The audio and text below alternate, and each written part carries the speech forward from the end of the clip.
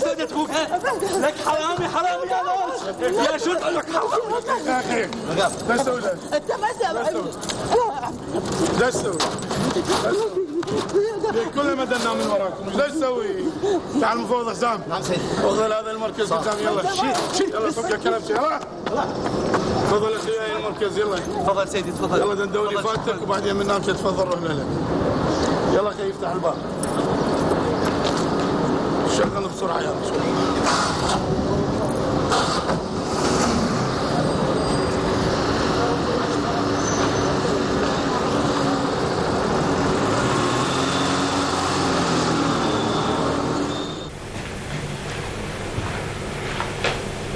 ذكرى بلي بابا شو ما رايح للكلية اليوم؟ معقولة؟ شنو حكيت نكتة أنا خو نكتة؟ اليوم جمعة يا رجال. جمعة؟ والله الشغل ما خلاني حتى أعرف الأيام. الله يساعدك ويكون بعونك. اقول بابا خلي نروح اليوم البيت خالة مديحة اريد ازورها. بنتي أنا ما أتونس إلا بالشغل. كل حياتي شغل. أتونس بالشغل. وليش وقت؟ الشغل ما يخلص. واليوم عندي موعد مهم ولازم أروح. أخاف أتأخر لا يظل بالكم.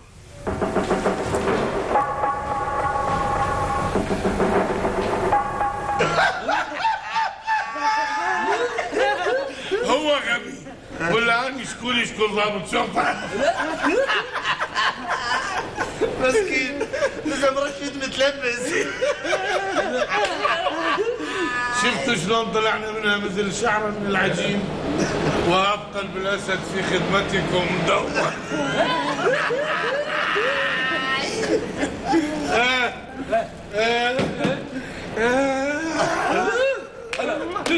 روح فسخ روح.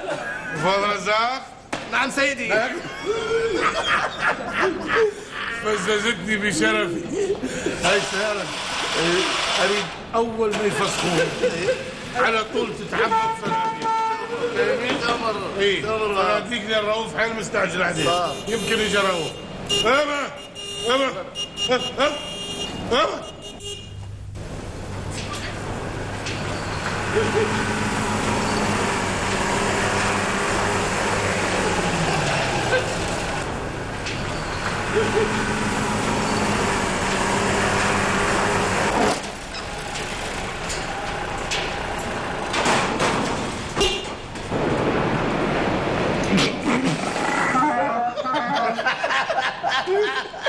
بشرف يخافون مرة على الشخاف يا عوبي. عشان ايش لابس؟ هاي الملابس مال العملية 411 اللي بموجبها صمتنا البرازيلي. هم برازيلي. على كيفك عبد صار يوم نفتر بالشارع يلا الله وفقنا بايسرة على كيفك يا ابو. تتطور يا هوبي. شوف لنا سيارات حديثة نشلب بالبرازيلي. هسه شو تطور ما تقول لي رزق والله جاب لنا نقول لا يا عمي سيدي جابوا ذكرى. هسه ما علينا شو وقت غراضة تجهز؟ باكر العصر. لا هواي انا مستعجل. دومك مستعجل الله يسلمك من شفتك وشفتني مستعجل. اعطينا مجال خلينا نفسخ خلينا نغسل غراضه نحطهم بالصناديق وبعيني. اكيد باكر. هو بقلب الاسد لا يتكلم مرتين.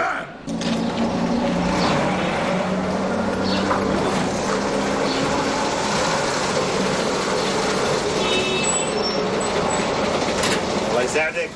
هلا هلا هلا ابو غنيه. يا هلا باستاذ طارق. شلونك؟ الحمد لله. شلون صحتك؟ الله الحمد. يا هلا ابو غنيه. شلون صحتك؟ الله يخليك. استاذ طارق شو هالايام ما قاعد تسالني عن الحديقه. والله اني بوجودك مطمئن عليه. هسه شنو رايك بيها؟ قلت لك تصير احلى واحلى ما دام انت موجود. الله يخليك شكرا. من رخصتك شويه تعبان. مرخوص براحتك. يا هلا يا هلا بخير. الله يخليك.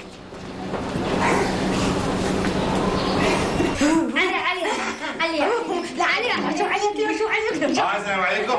هلا هلا بابا هلا الله يساعدك. الله يساعدك. شو تاخرت؟ والله مديحه المشروع يتطلب حكي هوايه. يعني حتى بالجمعة تحجون بالشغل؟ اي شو اسوي لو ظل علي ما احكي بس المدير عام عزمني ببيته ولازم نحكي بالمشروع. يلا بين ما تغير ملابسك وترتاح انا اكون مجهزت لك الغداء. يلا دير بالك على الجهاز. يلا يلا بابا لعبوا توم بعيد. يلا يلا.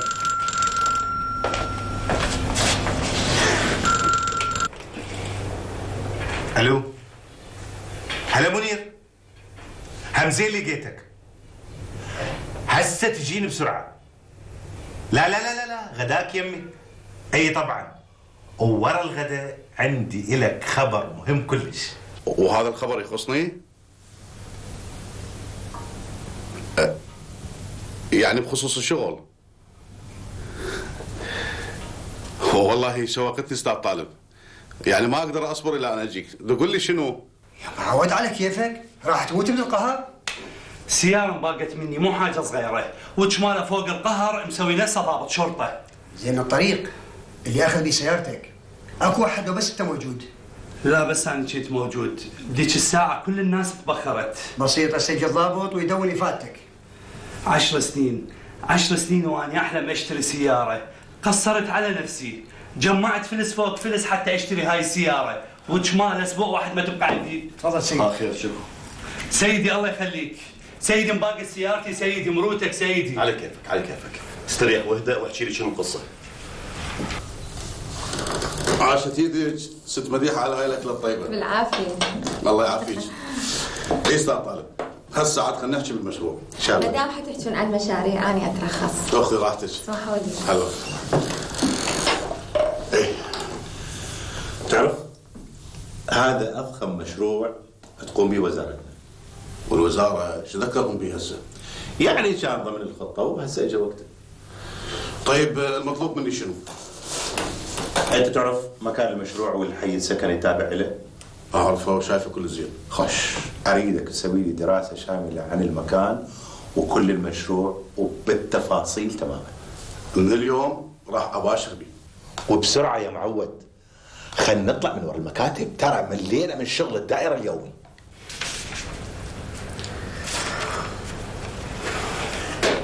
لا تشوف نقيب مازن شلون المجرمين دا يبتكرون طرق ما تخطر على البال بتنفيذ جرائمهم.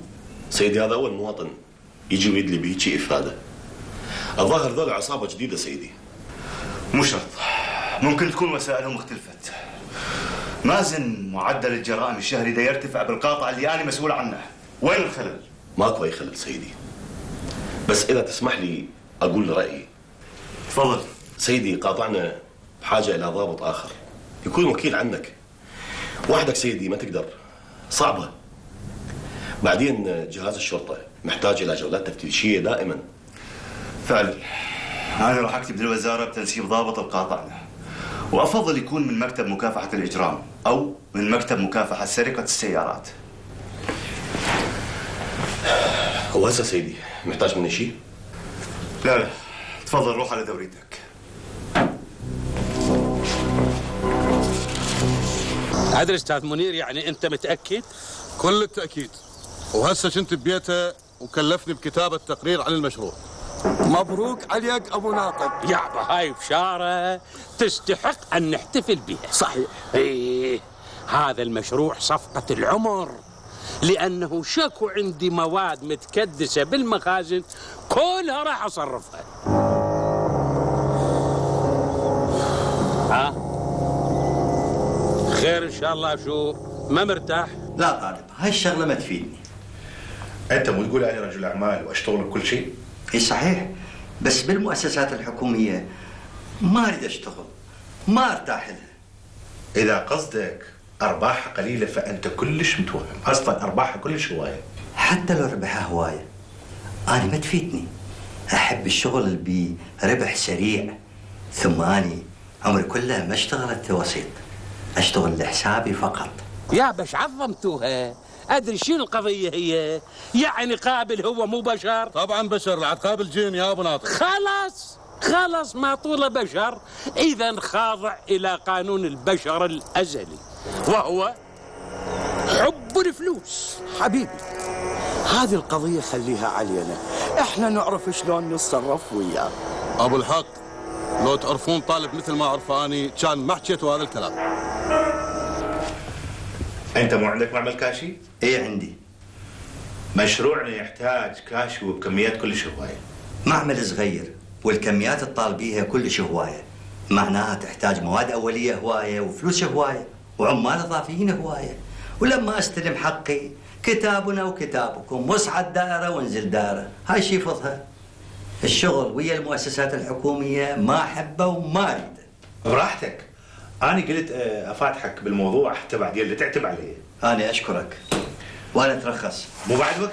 والله عندي شغلة مهمة ولازم أروح. طيب. في أمان الله. الله وياك، مع السلامة.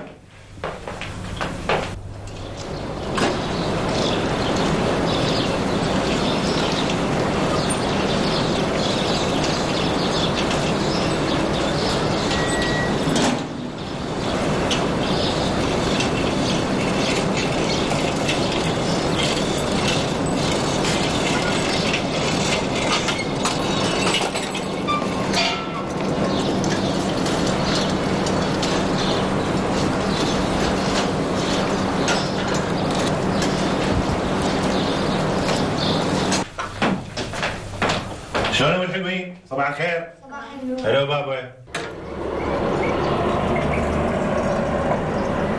اللي يشوفك يقول ابد ما شايفت ابو غني، اكيد ابو غني هذا مو؟ يا ابو غني. انزين، جايب نفس الشتلات اللي انا رايدتها. اعطيتيه فلوسه؟ اي طبعا. لين ذيك المره كنتي موصيته على شتلات وما اعطيته فلوس الا ورا شهر، يلا تذكرت. ابو غني انسان طيب ويستاهل كل خير. لذلك لازم تديري بالك عليه. اي طبعا. يلا حبايب. يلا ماما. يلا عيني، يلا ما ضل وقت، يلا العفو العفو. غسلوه حتى يلا. هو يوصلكم للمدرسه. يلا. يلا. روح يا مديحه.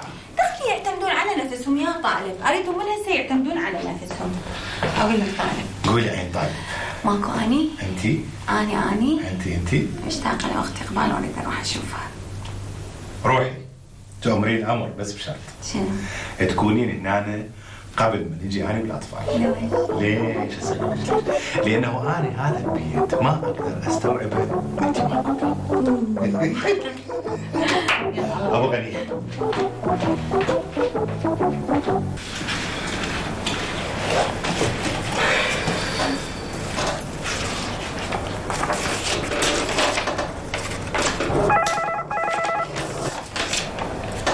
الو صباح النور. هي طبعا اضحك يعني. هي اكو وحده تقول للحبيب استاذ منير. عيني. لازم تخافين منه بالبداله. بس باقي حنين وداعتك وداعة عيونك الحلوه.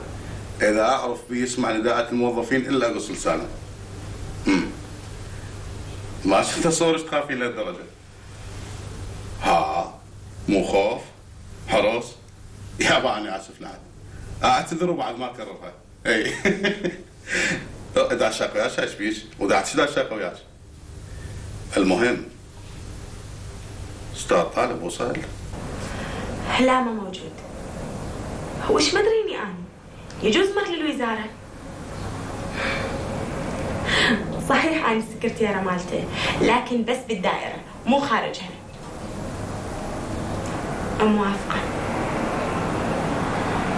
بنفس المكان؟ زين. يلا تروح لي غزال. زين. من يجي ابلغه. مع السلامه.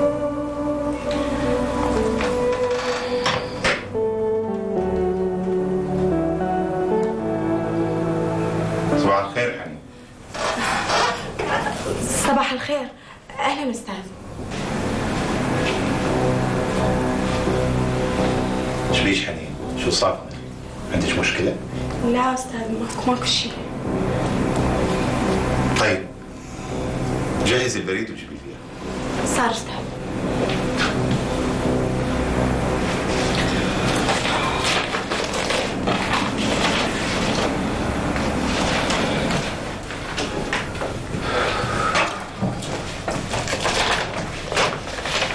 تفضل استاذ. منير رجع؟ نعم استاذ موجود واتصل بك قبل شويه. مدير عام غرفته؟ لا استاذ راح عند اجتماع بالوزاره احتمال نص ساعه ويرجع. طيب اخذي راحتك. حاضر استاذ.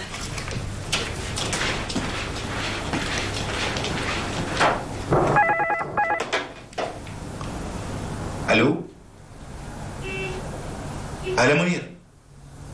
ايه هسه اجيت. قولي التقرير اللي كلفتك بيه بعد كملته؟ ليش يا منير؟ يعني مو المدير العام سألني عليه كذا مرة. بدي أكملها بسرعة أرجوك، خلال ساعة أريده. يلا مع السلامة. يعني هسه انت مقصر لو لا؟ مقصر سيدي. وتستحق عقوبة ايضا. مازن انت ضابط، وهذا يعني انه لازم تكون حريص بعد اكثر. الجريمة من تصير برمشة عين، وعدم وجودك في مكان دوريتك يعني ممكن يجيب لك مشاكل انت في غنى عنها. أنا آسف سيدي، أوعدك هذه الحالة بعد ما تتكرر أبد. مازن انت من خيرة الضباط، واعرف مدى اخلاصك لعملك، فليش تضيع هاي النظرة بمثل هيج تصرف؟ تعرف أنا وين كنت؟ وين سيدي؟ بالوزارة، لأن ضمن المنطقة اللي أنا مسؤول عنها لا تتكرر جرائم وبصورة متزايدة. يعني أريد شغل أكثر. حتى جريمة جديدة سيدي؟ إي نعم، واحدة من مفارزنا عثرت على جثة رجل مقتول بسبب إطلاقات نارية، وأهل القتيل إفادتهم تقول بأنه سيارته انفقدت، وهذا يعني أكو عصابة تمارس القتل والسرقة بآن واحد. هسه افتهمت أنا ليش ما رضيت عنك؟ افتهمت سيدي. هذه المرة سماح، وأريد أشوف شغلك. مفهوم؟ مفهوم سيدي، مفهوم.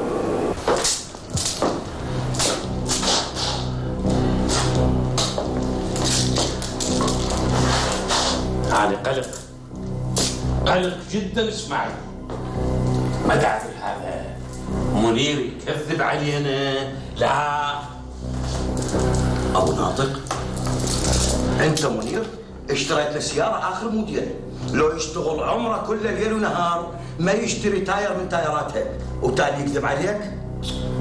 ما اعتقد. بس اني ما اعتقد اكو واحد بالدنيا مثل هذا طالب، لان منير يقول عليه مستحيل اكو واحد يقدر يشتري. ابو اسماعيل، انت تصدق اكو واحد بهاي الدنيا يكره الفلوس؟ بالذات لما ابو ناطق يقوم يورق. ابو ناطق، انت حلو تورق، بس اسمع، المدير العام اليوم راح يطلع على التقرير اللي كتبه منير وراح ينسب المدير المالي. منير يقول المدير المالي للمشروع هو طالب، ويمكن يكون منير. طالب منير، حي الله يا مالتنا. بعدين ترى لعلمك الوظيفة أعلى من منير. هاي التخمينات مو وقتها، خل تشكل اللجان ويصبح المشروع قيد التنفيذ وعود نفكر. هذا المشروع أحلم به طول عمري، لأن المواد اللي متكدسة عندي بالمخازن كلها راح أتخلص منها. إسماعيل، تدري إذا رسل العطاء علي ايش قد ربحنا؟ ربح خيالي، مئات الملايين. لا تدوخ ابو ناطق، يا ما صادفنا هواية من أمثال طالب. ذولا أول مرة يتعززون، بس بالنتيجة يكونون بالجيب وبالجيب الصغير. أبو ناطق، أنا أشوف منير مكبر الموضوع. لا تقلق، كل شيء يصير على المرام. ليش منير؟ ليش ناوي تكون طالب؟ مو طالب صديقك؟ نسيت الزاد والملح.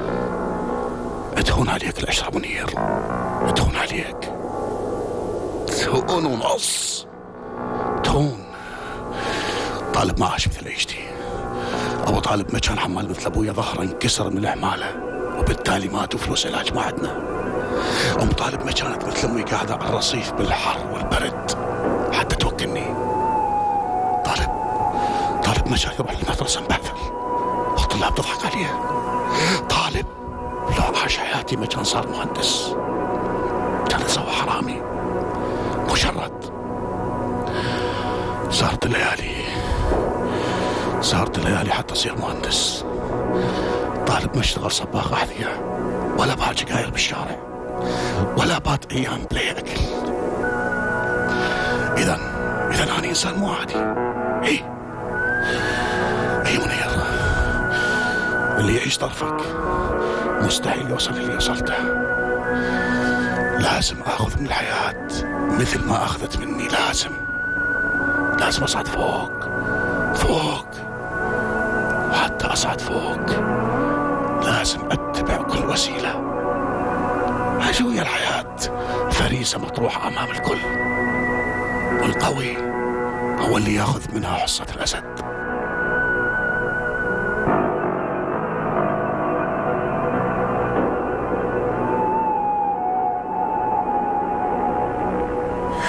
الحمد لله والشكر من ذكرت اختك وجمال اختك الكبيره. حقك تعتمين علي، حقك. شلونك رؤوف؟ الحمد لله. الحمد لله. قولي لي طالب شلونه؟ زين ويسلم عليك. طالب يسلم علي؟ معقوله؟ هاش بيك؟ ايش قد تحب القيل والقال؟ استريحي دادا مديحه استريحي. يابا تعذروني عندي شغل ولازم اروح. هسه تروح للشغل؟ والله عمي زين، انا احسدك اقبال. تدرين انا بين ساعات عيني اقعد بال6 الصبح. يما هم زين رؤوف مو موظف، كان اللعب بحالي مثلك. يا جماعه انا لو موظف كان من زمان انتحرت. اي شو نسوي؟ كل منو نصيبه. عين حكايه الطالب، ايش تحكي وياه يقول لك قسمه ونصيب. يابا نترككم احدكم حتى تسولفون وانا اروح لي عندي شغل. الله وياك. مع السلامه. الله وياك. شنو هاي اقبال؟ يخبل صاير البيت، عندك اثاث تخبل. كله قدامك حبيبتي، شو تريدين اختي؟ طال عمرك حبيبتي. ذكرى وين؟ بالكليه مو؟ طلعت من الصبح للكليه، بس لو تعرفين ايش قد مشتاقت لك. أنا هم مشتاقة لها كلش هواية، بس شو أسوي؟ ما أقدر أطلع من البيت، تدرين الأولاد والبيت، وطالب يتخبل إذا أعيد في البيت ساعة واحدة. على العموم هي شلونها أخبارها؟ شكو ماكو؟ مديحة، أكو واحد يريد يتقدم الذكرى. صدق؟ منو؟ لا ما نعرفه، بس قلت أقول له لرؤوف وبعدين ندز على هلا وعلي نتعرف عليهم. أني إلها ذكرى بسيطة، بخلي أشوفها أعرف شلون أعاتبها. هيجي موضوع عندها وما تقول لي أني إلها.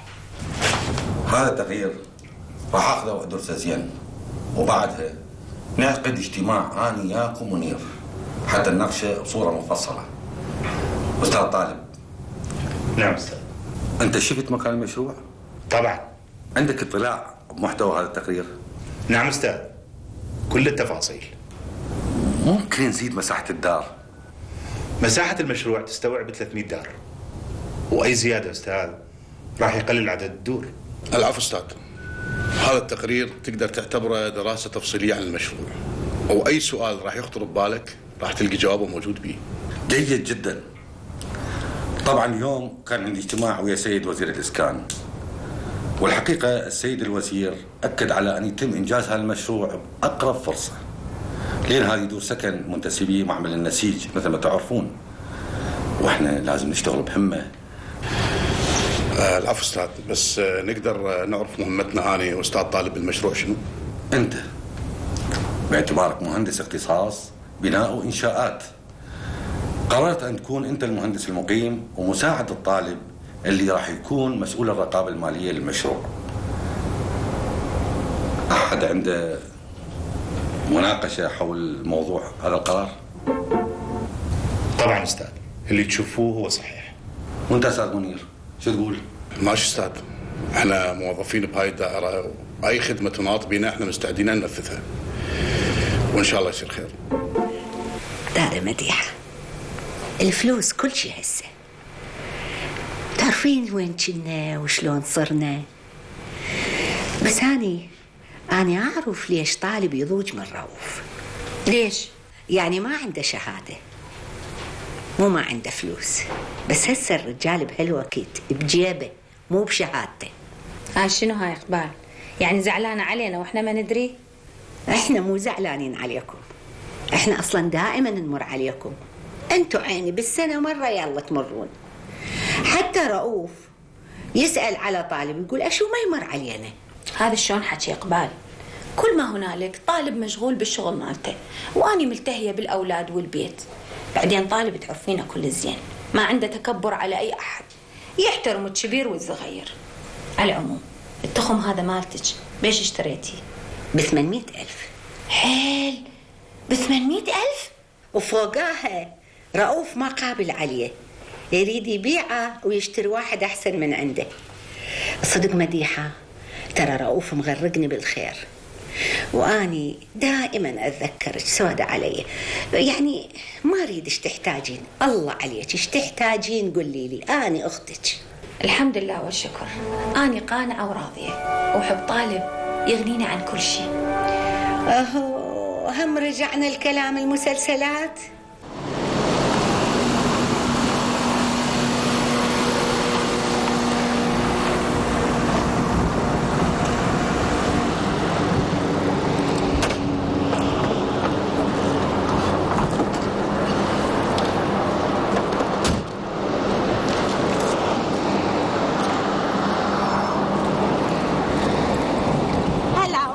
هلا حنين. هو ما تأخرت علي؟ لا ما تأخرتي. هاي شنو هاي؟ غيرتها سيارتك؟ لا بس سيارتي دخلتها صيانة شوي، في تفهم عاطل بيها. هاي سيارة ولا صديق. بس هاي السيارة أحلى من سيارتك. يلا هسه وصلك. شنو توصلني؟ مش اليوم احنا ما عندنا موعد. حنين صارت عندي شغلة كل شوي. على راحتك. يعني أنا أعتقد أنت يهمك نجاحي بشغلي، مو صحيح؟ طبعا. ويهمك مستقبلي اللي هو مستقبلك. أكيد. يلا سعدي.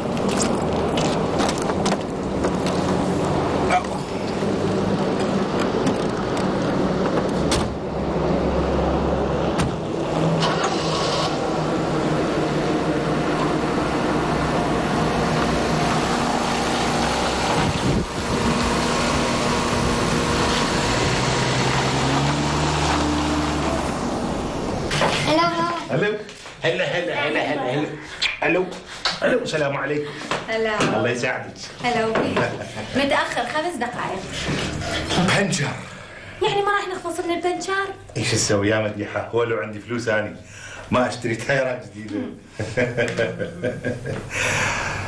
ميت من الجوع. 5 دقائق والاكل جاهز. شكرا جزيلا. هاي الزمن. يا بنت انتوا ما عندكم واجب؟ لا بابا. صدق؟ وهاي مكبشه ما عندها واجب؟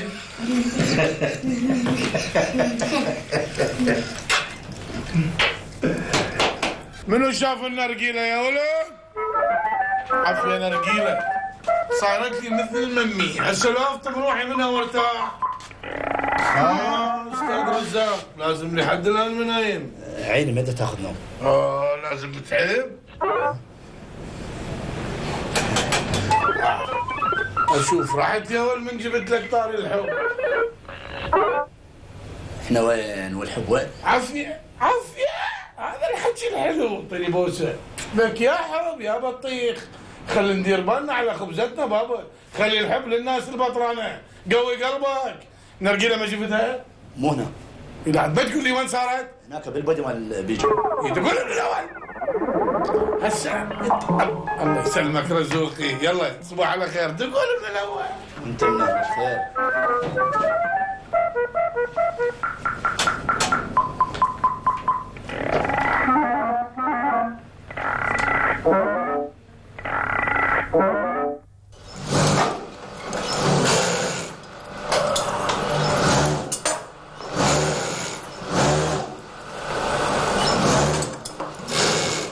هلا بيداء. اهلا استاذ. اهلا. شلون زينه؟ زين استاذ. شلون هلا وياك؟ لا زينه ماشي. اذا مضوجتك انا مستعد وحده غيرها. لا بالعكس كل زين استاذ اصلا. زينه وياك؟ اي زينه. اقول بيداء. نعم. بصراحه انا عندي حكي. تفضل استاذ قول. لا اريدك وراي المكتب.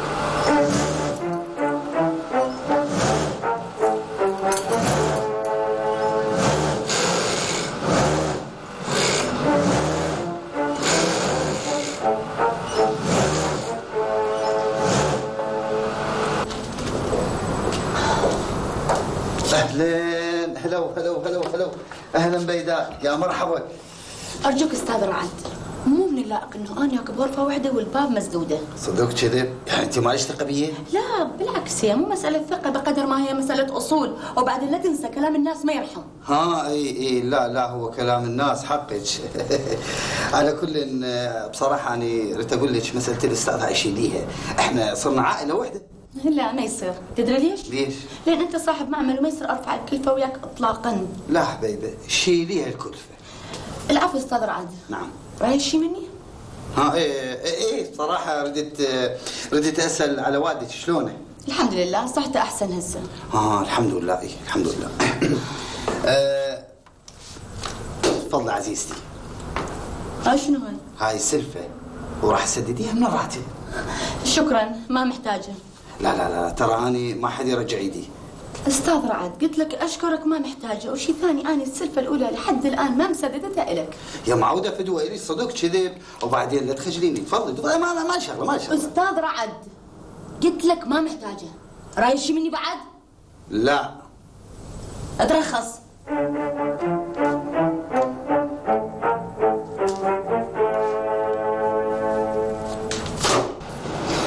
ايش راد منك رعاد؟ انا يمكن راح ابطل من هذا المعمل. ليش؟ هدى راح اتطوخها وياي. ايش تصور نفسه؟ لانه عنده فلوس وعنده املاك، عبالي هيك بنات الناس لعبه بيديه. ناس صوتك اكبر غلطه بحياتي غلطتها لما اخذ السلفه مني. هيك تعرف هيك نيته قدر التجاهي. يجوز انت فاهمته غلط، ممكن يكون يحبك فعلا. هدى عذار رعد لما يحبون ما يعرفون شنو الحب، حتى اذا حبوا ما يحبون وحده مثلي. يعني صار اللي كنت خايف منه. استاذ منير ايش تطلب اني حاضر، بس لا تصعب الامور. مع الاسف ابو ناطق الظاهر ما عندك ثقه بيه. مو هذا قصدي. اسمع منير، ابو ناطق مو هذا قصده. يجوز انت منطق طالب حجم اكبر من حجمه وتحاول تصعب الامور حتى شطلب تنطوني، مو هذا قصدك؟ انا ما استعمل اسلوب يا ابو ناطق اللي خيره مغرقني. بعدين انا يا ما دخلت مشاريع ذبت لها بشرفك ابو ناطق، مو صحيح؟ هذا المشروع استاذ منير يختلف عن المشاريع القبله. هذا يصعدنا ويصعدكم فوق استاذ منير. اعرف ابو ناطق اعرف. ما دام تعرف لا عاد ليش اعصابك بارده؟ مو طالب صار المدير المالي، يعني بعد كل شيء ما نقدر نسوي. شوف لنا حل. بصراحه ما اعرف. هو هذا اللي راح يخبرني. ماكو حل. ليش يابا؟ طالب شنو؟ مو بشر مثلنا؟ مو دم لحم؟ يعني قابل نزل من غير كوكب؟ حقك تقول هيك، لأن ما تعرف الطالب. هذا طالب يختلف عن كل الناس اللي تعاملنا وياهم، يفضل يموت من الجوع ولا يوافق على ايش طلب. كافي منير كافي، ارجوك كافي. ايش طورتها؟ ايش عظمتها؟ اشو اعطيت طالب مكانه اكثر من مستواه. لعد انا مو ابو ناطق اذا ما اثبت لك بان طالب ما يختلف عن اي واحد تعاملنا وياه سابقا. بابا لكل انسان مفتاح، فلازم نلقي مفتاح طالب، لازم. يلا واش نلعب هسه؟ ايش نلعب؟ لعبة الشادي. منو شادي؟ هو. والي طرزان مو؟ يلا واحد من عندكم شادي يلا. كافي ايش قد ولا تتعب من اللعب وياهم؟ انتوا الثلاثة يا عيني حياتي، فاكو واحد يضوج من حياته. احنا هم عايشين من اجلك. يلا بابا روحوا لعبوا هناك، تعبت اني. يلا لا توسخون نفسكم. ما سألتني عن اقبال. صدق شلونها؟ زينة بس تعتب عليك. ليش؟ تقول ولا نخطر على باله، وبصراحة هي محقق، لأنه إحنا لازم بفترة وأخرى نسوي لنا مرة عليهم. إن شاء الله. ذكرى شلونها؟ ما شفتها كانت بالدوام. بنت أختك هاي يعني كل شيء وايد تعجبني، يعني مؤدبة ومثقفة يا سبحان الله، ولا عبالك بالترى. عدم ارتياحك الرؤوف عجيب. ولو ايش عجيب؟ يعني انت تعرفين رأيي بي من زمان، يعني انسان يعني ما قعدت وياه مرة اذا ما كان حديثه عن الربح والخسارة والسوق واسعاره يعني انسان محدود التفكير. إقبال متفهم الموضوع غير شكل، تقول طالب يباوع علينا بعين الصغيرة. بالنسبة للرؤوف صحيح، بس بالنسبة لذكرى وإقبال لا. وازيدك علم أنا كلهم أحبهم حتى رؤوف، بس رؤوف حياته المكررة والغامضة يعني تخليني ما أرتاح له. أنا من أفكر برؤوف أحس بقلق. شنو خايف؟ طبعا أخاف. هو فرحان ما تقول لي جابك على شغلة الأسلحة؟ والله اللي يسمعك بيقول دبابات، هي كلها ألف بندقية. تمام، يعني بالحقيقة هي ربحها هواية، بس يعني ضروري أنا أروح وياكم؟ اي ضروري، لأنك صفقة ثانية وكبيرة وأنت طرف بيها. لا تاخذ رأيي، يجوز أرفض. ترفض؟ وإذا ربحت 3 ملايين؟ 3 ملايين؟ شغلك ما يشار وياه هو والاستكراب. رؤوف خلي قلبك قوي. أقول هي العملية شو وقت؟ اليوم بالليل. موافق أنا. هيثم. نعم أستاذي. خلي الولد يحضرون الغراض ويشحنوهن بسرعة. تؤمر أستاذي. لا تقلق رؤوف، الشغلة الصعبة فلوسها هواية، وسرقة السيارات وتهريب غراضها بعد ما توكل خبز، لا إلك ولا إلي. قمت تتبطر ها أبو فرحان؟ ما تحمد ربك، أنت لازم يوميا تبوس إيدك وجه وقفة. ليش إحنا تشنا وش صرنا؟ الخميس عندي أوف، إن شاء الله أمر على خالة مديحة، وأريد تجون وياي حتى القعدة تحلو. إن شاء الله ماما، بس إذا أبوك يوافق. وليش ما يوافق؟ شنو المانع؟ ماكو مانع يمه، إشغاله هواي. أقول يوم شو سويتي على موضوعي؟ تريدين الصدق؟ بعدني ما حاكي ويا أبوك. إي ليش يا يوم؟ إذا سألني تعرفيش أقول له. تقولي له الحقيقة. وهي هاي الحقيقة اللي تخوفني. يوم أنا ما مسوية شي غلط، الولد إجا زيارة على صديقة بالكلية وشافني وراد يخطبني. معقولة؟ معقولة يخطبك بهالسرعة وهو ما حاكي وياك ولا كلمة؟ هذا فشي ما يخش بالعقل. الصدق يوم أكو بيناتنا كلام، بس بحضور زملائي من الكلية. زين، هو شنو شغله؟ ضابط شرطة. يعني هاي الأمور يراد لها واحد يفكر بيها، مو ينطي قرار بسرعة. صحيح يوم، بس انتي فاتحين لأبويا وعود تفكروا براحتكم. صار بنتي، بس أني أمك ومن حقي أفهمك. لقاءات خارج الكلية ويا الولد ما أريد تصير. تعرفين ليش؟ لأن شهادة البنية سمعتها. مفهوم؟ يوم أني ما مسوية شي غلط، الولد إجا زيارة على صديقة للكلية وشافني وراد يخطبني.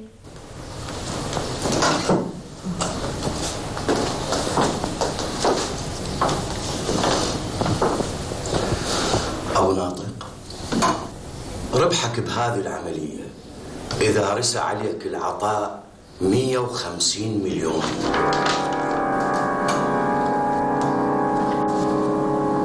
150 مليون وتريدني ما أغلق إسماعيل؟ إسماعيل الخوف من الفشل راح يقتلني. اي نعم. أبو ناطق، أنا متأكد راح تصبح أنت الممول الوحيد لهذا المشروع. طالب شلون؟ دخلت تشكل اللجان وتتوضح الأمور، وبذاك الوقت تحرك عليه أنت شخصيا. طيب وكلام منير عليه نسيته؟ أبو ناطق، إذا نجرب ما نخسر ما نخسر.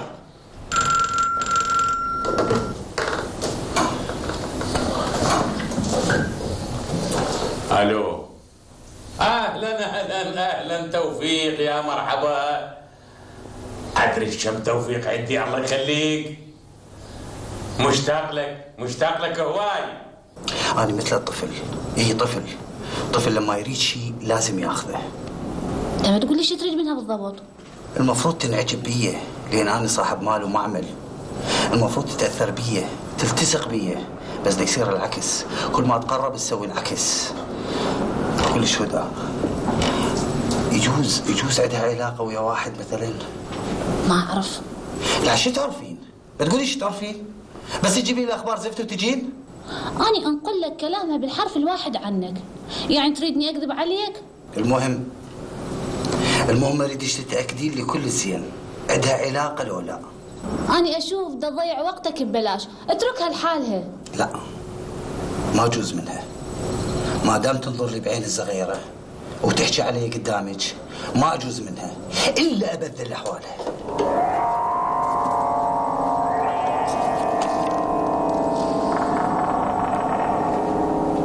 هاي دفعه اولى والحساب بعدين يصير، بس لا تتاكدين لي اهم شيء عندها علاقه ويا واحد لو لا. توفيق محامي نشط ذكي، تدري يا ما خلصني من مشاكل عويصة ما كنت أتوقع أطلع منها. ولذلك أنا قلت إذا بقى طالب معند وراسه يابس نستعير بتوفيق. أكيد راح يدلينا على خطوة قانونية نزيح طالب من مكانه. وإذا فشلنا من هالناحية هاي، ذيك الساعة انبترة للأبد. افتهمت قصد اسماعيل؟ افتهمتك ابو ناطق، افتهمتك عيوني. شفت نفسي ضايجه، قلت اروح اسولف فيها بيداء شويه. زين سويتي، انا ضايجه وطالعه روحي. اقول ليش؟ ابوش لعد وين؟ طلع برا شويه يغير جو، ضايج. شنو؟ لحد الان ما اشتريت التلفزيون؟ والله انت بطرانه هدى، ما تقولين منين نجيب وانت تعرفين الحال. الله يساعدكم. تدرين بيداء، أنا دائما أفكر بيك، يعني إلى متى تظلين على هذا الحال؟ لازم تغيرين حياتك نحو الأفضل، يعني تتزوجي مثلا. حتى لو تصير فرصة الزواج، أبوي وين أخليه هدى؟ احمدي الله، هم زين ما وقعتي بشاب تحبيه ويحبك، كان هسه أنت بمشكلة. الظاهر اكو شيء، تضمين علي؟ قولي لي منو هو وش وقت عرفتيه؟ قبل فترة، شاب مليان طيبة وحنان. هدى ما تصورني من اشوفه كذا اكون سعيدة. اكو شيء يشدني إله، شنو ما ادري. وش اسمه؟ اسمه رزاق. غني؟ لا حتى المادية زينة. يعني أغنى من رعد؟ لا، فرق بينه وبين رعد، فرق بين المي والنار. الظاهر أنت هواية حاقدة على رعد. هو مو حقد بقدر ما هو احتقار، هذا مرض نفسيا. لا تتابعين انت يا امو.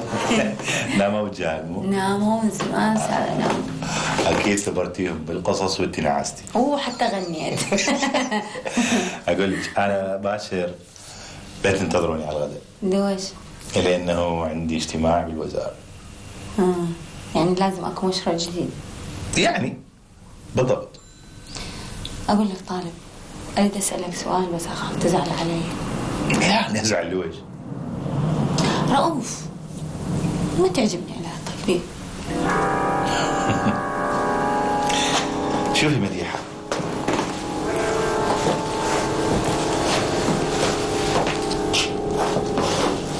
رؤوف بالنسبة لي إنسان غامض، وأنت تعرفين كل زين علي ما أحب الغموض، أصلا حتى طبيعة شغله ما نعرفها. اكو غير تاجر ويخاف على اسرار عمله؟ أرجوك مديحة، احنا ما علينا بالناس. انا ما احب اعرف الناس شلون تجيب فلوس ومنين تعيش. المهم عندي اني وانتي والاطفال نعيش بامان وسلام. ها ايش فيك طالب؟ اشو صرت واعظ؟ لا مو الحديث عن رؤوف يعني فعلا يثير الاعصاب، وانا يعني متاكد انه هو يمكن جمع هاي كل ثروته بشكل غير طبيعي، والا ما معقول يضوج من واحد يسأل عن طبيعه شغله.